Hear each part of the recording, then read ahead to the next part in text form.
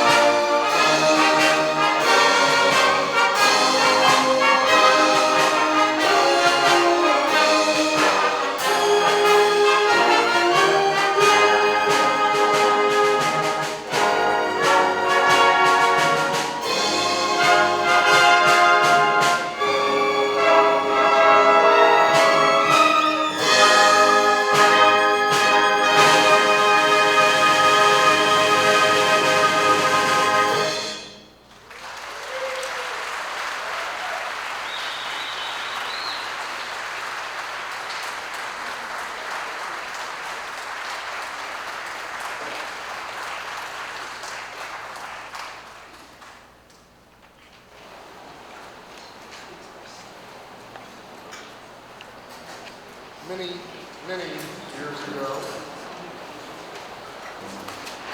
while Maestro Roth was still with us, and he served as our concert master from almost the day World War II was over when he returned from service till when he passed away a few years ago.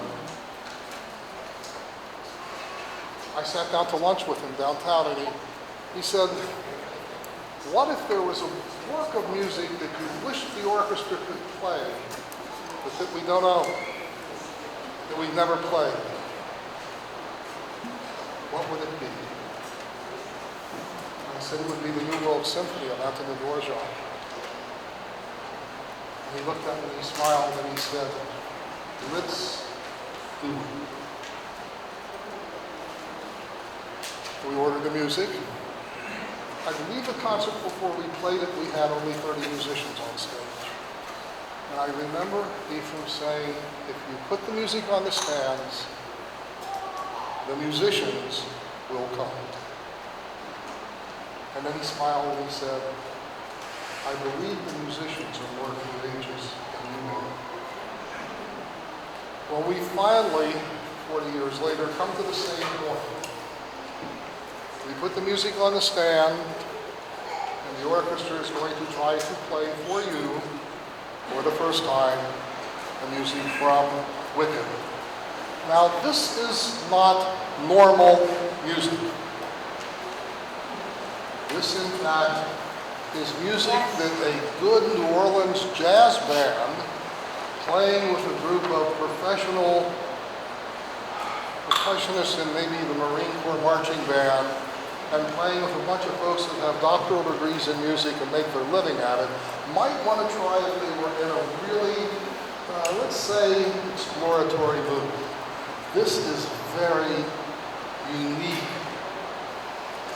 music to America, to Broadway today, to all that we hold dear as Americans, where we tell the rest of the world, if you haven't thought it up, we will. Now, where we'll end up at, it's hard to say.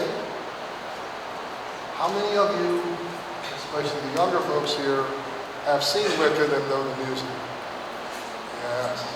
How many of you think it's just really wild, crazy, and great stuff? Yes, it is. How many of you have any idea listening to it how unbelievably difficult it is to make it happen? You know, you're so busy when you see it watching the Wicked Witch in green and the crazy little pink cheerleader witch in pink that you don't even realize this unbelievable music is happening. So we are going to give you Wicked. I would like you all to hope that we start together and end together, but if not, we're going to give it a go. Wicked.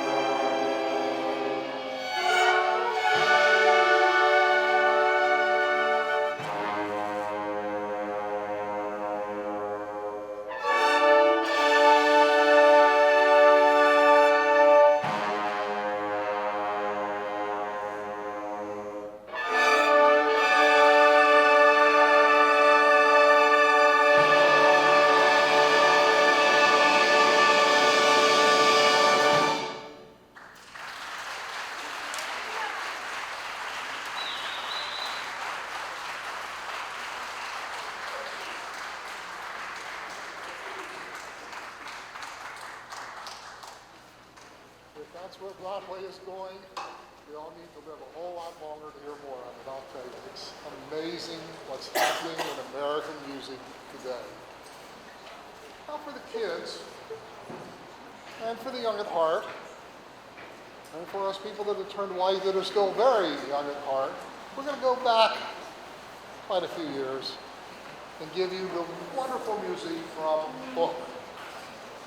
Now, those of you that remember the original Peter Pan know that it was sort of a good movie, but there wasn't much music. There wasn't much of anything to remember about Tinkerbell and poor Peter Pan wanting to do something with Tinkerbell and always having to deal with Captain Hook. But then they came along with the movie called Hook, where the center of attraction was crazy Captain Hook. A totally different view of Never Never Land. And this is some of the best animated film music that was ever made. And what's really neat, and we really don't see this very often, the concert arrangement for orchestra, what we're going to play for you now, is even better than the music you heard when you watched the film. This is truly fun, wonderful music.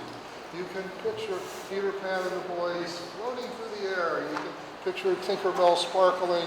You can picture that crocodile. I mean, it is super music. And beyond all of that, it's fun to play. So we give you the music from Hook.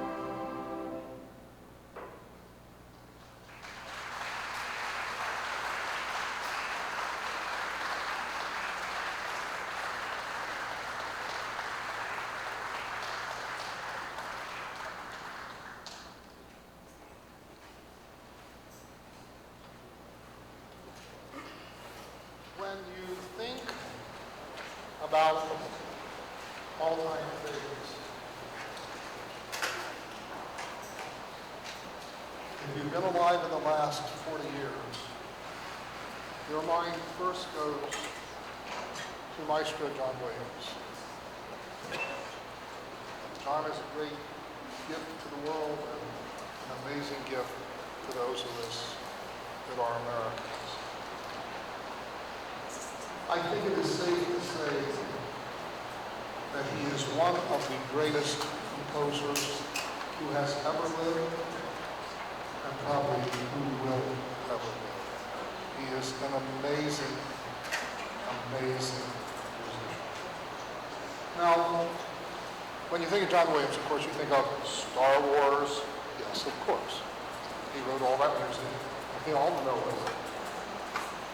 Not too long ago, my lovely wife and I were playing a wedding, and we were asked by the bride and her mother and the bridesmaids to maybe use the Darth Vader march as the going out music.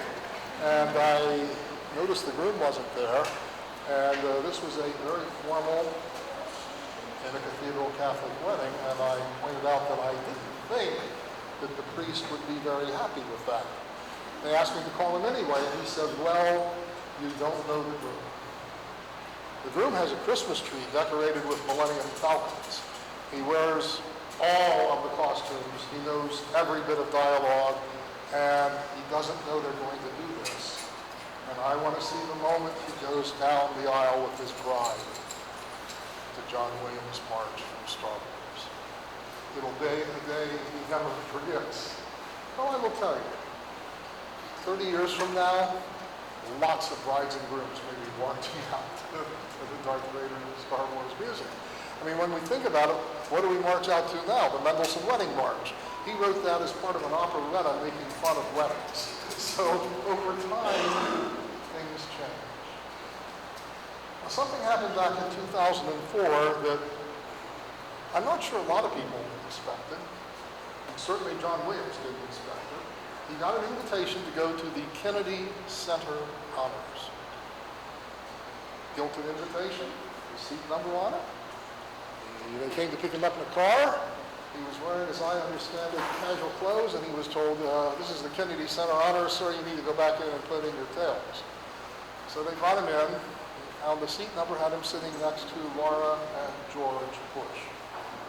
Yes, our president and first lady.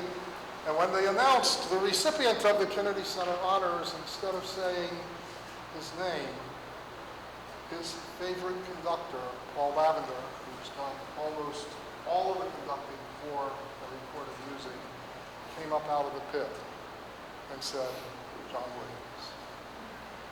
As he walked up on stage, he realized that a third of the orchestra from London, the Philharmonic, where he always recorded the Star Wars music, had come over to play.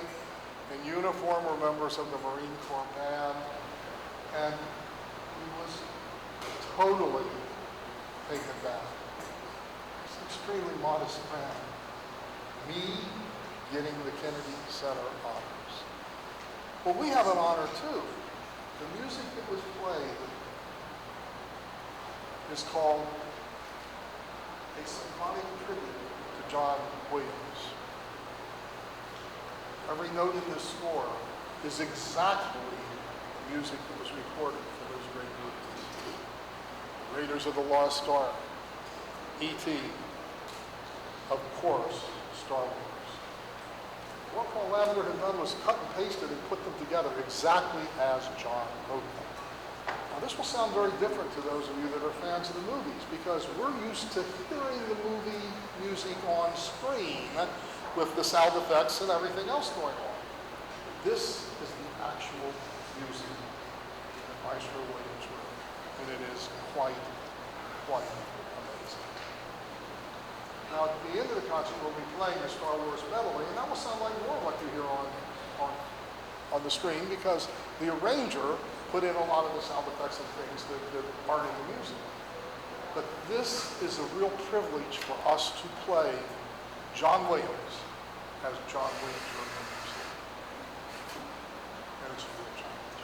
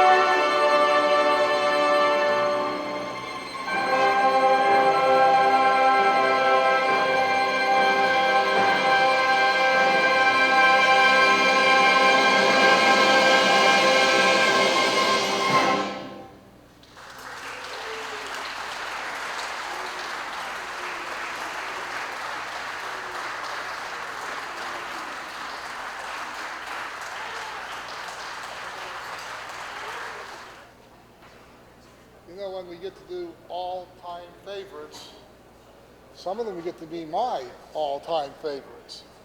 And I don't like anything better than Phantom of the Opera. It is amazing music. Better than that, if you've ever had a chance to see it live, and I don't mean the movie's great, but I mean live on Broadway or in a theater, it is just riveting. It's just powerful theater, powerful singing. The dialogue brings you to tears in places. It is, I think, the best of Broadway. And I think it's probably one of the greatest pieces of American music. Now, this is what I have always called the best arrangement of Phantom of the Opera. A lot of different people have done arrangements. There are arrangements for a concert band. There's an arrangement for accordion band. Yes, I said that correctly. I think there's an arrangement for harmonicas. But this is the big arrangement that's usually played by professional pops orchestras, and it really gets the adrenaline flowing. So sit back in your chairs. Some of you may need to hook your seatbelts up. It gets pretty big, so we give you Phantom of the Opera.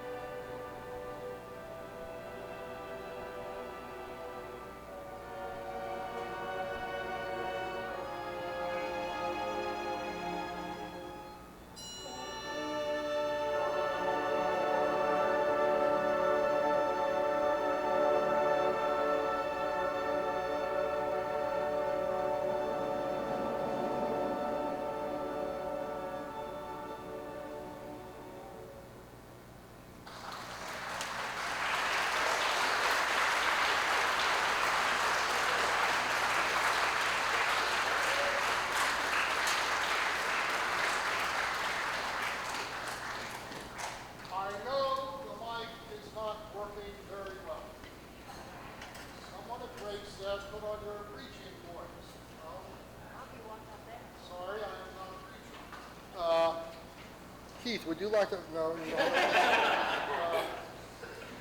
There are three things an orchestra must always have.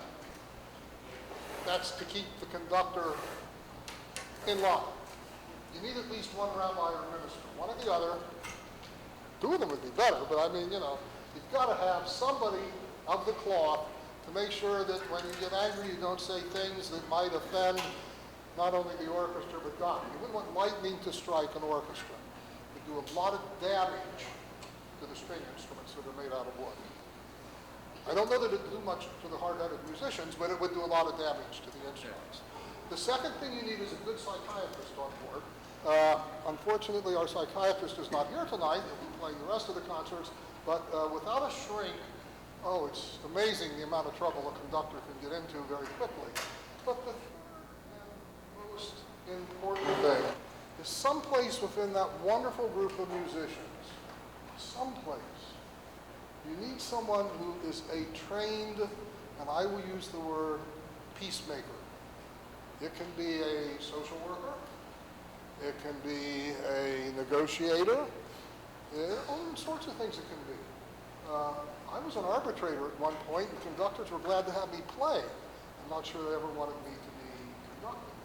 But it's, what you see behind me is 70 wonderful people from all walks of life. Years ago we had a player that was driving a 16-wheeler, and if he couldn't take it home and get in his car, he took up 8 parking spaces in the parking lot. We were still glad to have him at every rehearsal. We've had politicians. Many years ago, we had the head of the Republican Party in Cincinnati sitting next to a Democratic city council member. If you'd seen them that close to one another, you would have thought somebody would have had a bloody nose. But they got along fine when they were making music together. There's not one professional musician behind me. We have a couple members that have in the past played professionally. We have a couple that teach, and it is a great gift to be able to teach. In the past, we have had a couple retired members of the symphony or the pops, but not right now. So what that means to all of you is that the music you're hearing is coming from the heart of hearts of all these wonderful folks behind me. They practice every week. They work at it all year long. We've got 2 or 3 new people that this is their first concert. We have a couple like me that have been playing for over 50 years. And it is a privilege for us to give this music to you, but it's also a great privilege that Cincinnati still has an all-volunteer community symphony orchestra. In fact, we not only have one, there are 3 of them in town right now. We may be the oldest. That doesn't mean that if you see advertisements for the other concerts, you shouldn't go enjoy those too. There's a lot of orchestras that were around before us that had to close their doors because they ran out of players. Now that's really very sad. Part of that is a function of our school system that is not teaching people to play when they're younger. I had a dad just talk to me and said, when can my daughter come and start playing? I said, well, we usually wait till the juniors. Not always. Think about that. One of the earlier community orchestras, not ours, there were 2 great orchestras before ours. They're gone. One of them, at their last concert, had to tune to a clarinet because they had no oboe player, had 3 violins, no violas, and 1 cello player. Because they stopped teaching in the schools. Encourage your schools to teach kids music. I don't want to take anything away from sports. I was a sportsman myself. But learning to play instruments is a gift you have the rest of your life, and a gift that all these people are continuing to give to you. And I worry a great deal when I see so many of our school music programs being underfunded. Some of the great teachers, conductors, maestros that have dealt with those programs are now my age or older and they're having to retire and it's hard to find young people to replace them. The very cost of buying new instruments is astronomical. Do what you can to keep music alive.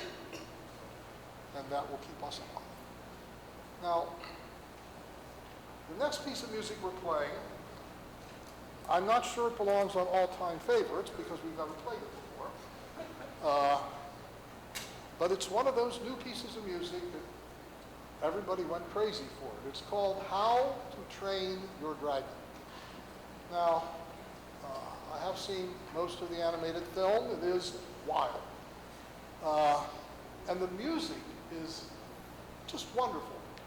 But I kept trying to figure out where this music came from. The movie is about a little Viking boy who's training a dragon. Remember the Vikings? You know, those blonde-haired Scandinavians that took over the world during the Middle Ages? Well, they believed in dragons. That's why they carved a dragon on the front of all their, quote, Viking ships that were also called dragon ships. It was absolutely amazing to me when I saw the first part of the movie. I said, how do they know what Viking music sounded like? Because nobody wrote any of it down.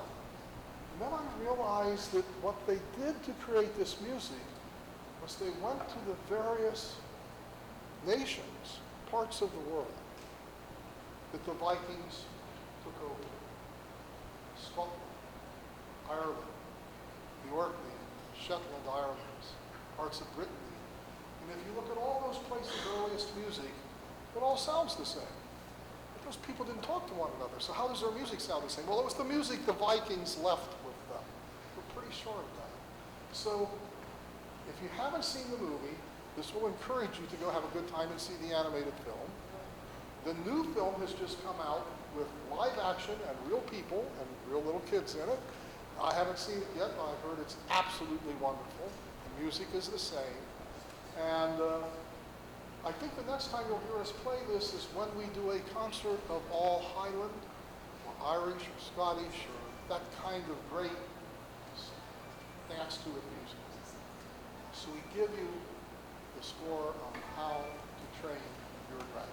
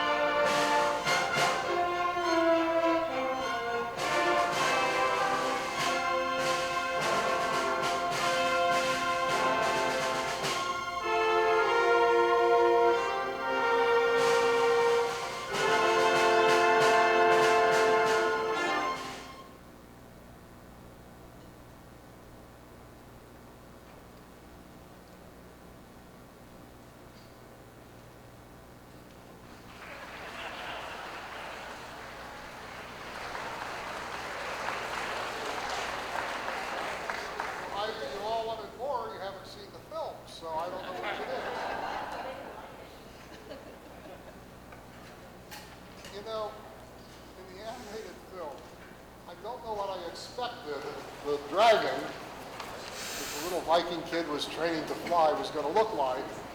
But I immediately realized it looked like a little cushy toy the kids would take to bed with them, and I imagine they've sold millions of them by this point, and that was not my thought of what dragons were supposed to look like.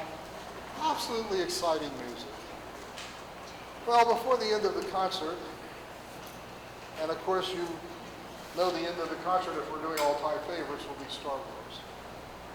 I think we have to do the piece of music we played more often than anything else now through our long and wonderful years of music making.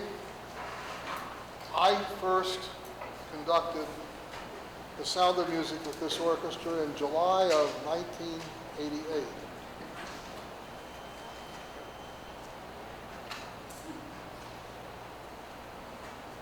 I have signed the score 28 times since then. It's a lot of performances. This great arrangement of great music. There's two things special about The Sound of Music. The first, that at the time that Rodgers and Hammerstein wrote it, it was an amazingly patriotic piece of music. A piece of music looking around the world to all the people that had been on the right side of World War II. Captain von Trapp is a real person. He was a real officer of the Royal Navy of the Reich, but he refused to fight for Hitler. Maria von Trapp was a real sister who was sent to raise his children. And they fell in love and they married. And against all odds, with the children, they climbed over the mountains to freedom. It's a story about people that knew right from wrong and were willing to risk everything they had. And in the case of von Trapp, a German nobleman with his own castle, unbelievable amounts of money and fame, fortune, that was a lot to risk for doing what was right. And it was something right after the Second World War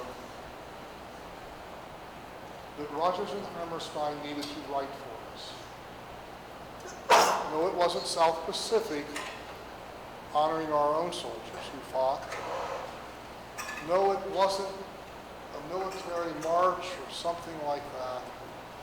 It was a simple story about some real people that wanted what was right in their lives, for their children, and for the world. And this is not only their music, but also the arrangement we're playing was done by their orchestrator, Robert Russell Bennett. He orchestrated almost all of the Rodgers and Hammerstein musicals, also for Lerner and Loewe and some of the other great composers. He didn't write the music, he made the music come along. I know you all know The Sound of Music, but there's one thing I want you to listen for in this particular arrangement. It's such an important thing that we tend, even those of us that conduct in the pit, that conduct on the podium, what we hear today as The Sound of Music is not the entire music. Plainly and simply, it was just too long. They had to cut something out. Now you all know the movie. Maria and von Trapp come home from their honeymoon. They find a huge Nazi flag hanging above the front door. He goes ape, mad, angry, tears it down, and the next thing you know, they're escaping from Austria. Well, in the original music, that's not what happened. What happened, they came home and they got out of the car with all different sorts of presents for the children. And they went out on the back, what we would call a deck today. They called a veranda then. With the children around their knees, they gave them presents. They had coffee together. And they sang a duet called An Ordinary Couple. I sang a duet. The main lyrics are, an ordinary couple, that's all we want to be, our children had on me. And it was only after that beautiful duet, after the children had their presents and had gone up to bed, that the next morning the flag is up. You see how that changes the musical? They didn't come home from their honeymoon and get all angry and leave the country. No, they came home to their children. They came home to a wonderful family. They came home to a wonderful life. It was only the next day that they had to make that decision. They spent that day living as we live, in peace and in happiness. And they still made the right decision. So as we play this wonderful arrangement, the Ordinary Couple song falls, I think, 3 before the end. Am I right on that? It's right after we play Edelweiss. It's inserted in the music between Edelweiss and the...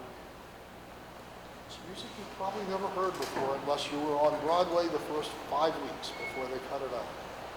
Unless you've been lucky enough to be to a community orchestra or a community theater presentation where the director had the good sense not to take it out, make everybody sit an extra 5 minutes. But it's a totally different understanding of what Rodgers and Hammerstein were telling us with this glorious music. And we're just talking about 2 people that didn't like Hitler.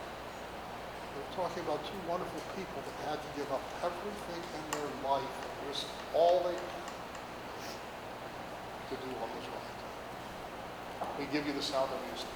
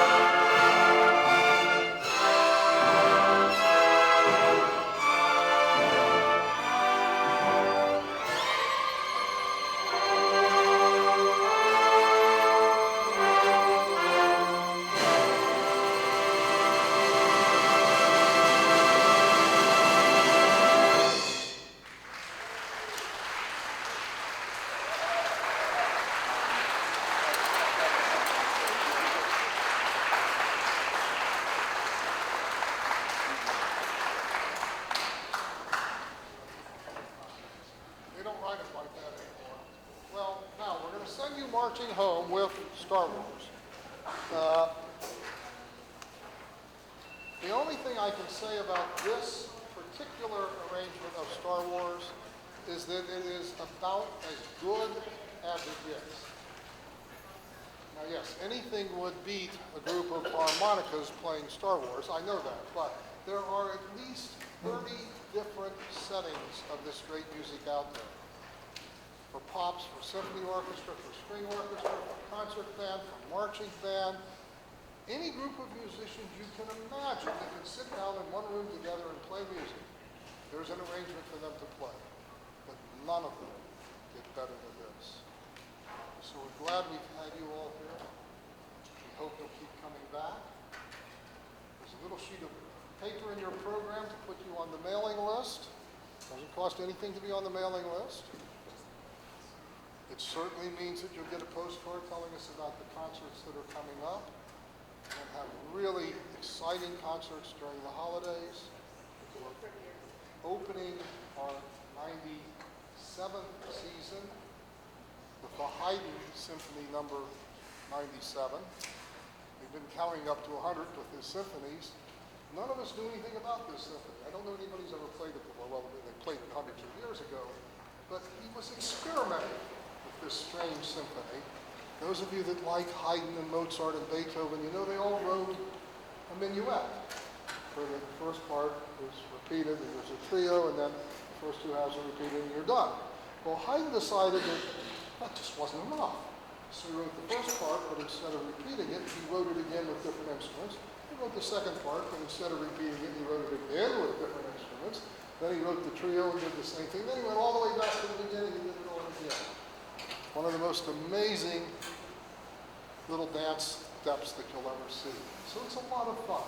It's going to be a fun concert. The holidays will be fun. We'll be doing Dvorak 7, some other wonderful music before next summer. Now, you're here now. You have to come next summer. Next summer is our nation's 250th birthday. We've looked through our extensive library, and we have enough wonderful American music to fill a 5 or 6 or 7 hour concert. It's amazing what in 97 years we've accumulated. But I'll tell you some of the things we'll be doing. We'll be doing the going home part of Antonin Dvorak's Symphony from the New World. We'll be doing 2 or 3 wonderful pieces of John Philip Sousa, and of course including the Stars and Stripes Forever. We'll be doing Fer de Groffet's Mississippi Suite. We'll be doing a few other American pieces that are almost never heard, but you'll know them because they've been in 1,000 ads on TV. And most important, we're going to really have fun celebrating our nation's birthday. So make sure you're here next summer. And you know, at that point, next year will be our 98th season. We're almost up to that big 100th birthday party. So keep coming. Get on the mailing list. Tell your friends. There are 10 or 12 chairs in the back we didn't use. 10 or 12 of you who should have brought a friend. They could have been sitting here with you. Thank you all. Sit back. Hook onto your seatbelts, because otherwise you might be in the row behind you before this is all over. It's time for Star Wars.